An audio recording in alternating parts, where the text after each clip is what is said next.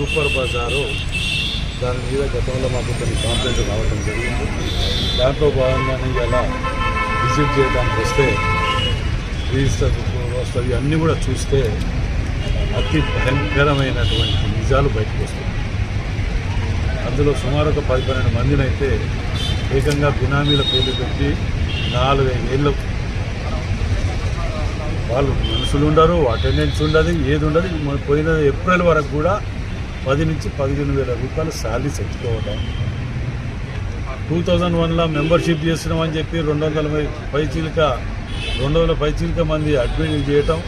వాళ్ళని చూస్తే ఏమున్నది, మరి వాటి మెంబర్షిప్ డబ్బులు కట్టలేదు, అకౌంట్లో డబ్బు కట్టకపోగా సొంతంగా మేము ఖర్చులు పెట్టినాం, దాని చెప్పి ఖర్చు కింద చూపించటం.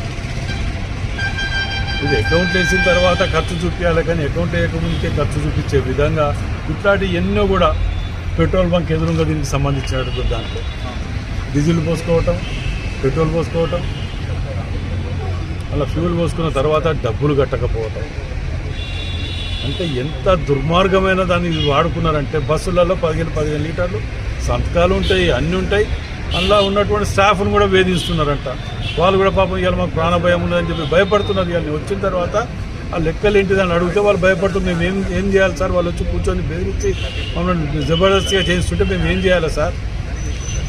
మా జీతాలు కూడా మొన్నటి వరకు కాంగ్రెస్ ప్రభుత్వం వచ్చే వరకు కూడా 12,6 ఇచ్చి 12 రాయించుకొని సంతకాలు పెట్టించుకున్నారు. ఇవన్నీ కూడా వీటిని ఇమీడియట్ కలెక్టర్ గారు కానీ విజిలెన్స్కి కానీ మేము కంప్లైంట్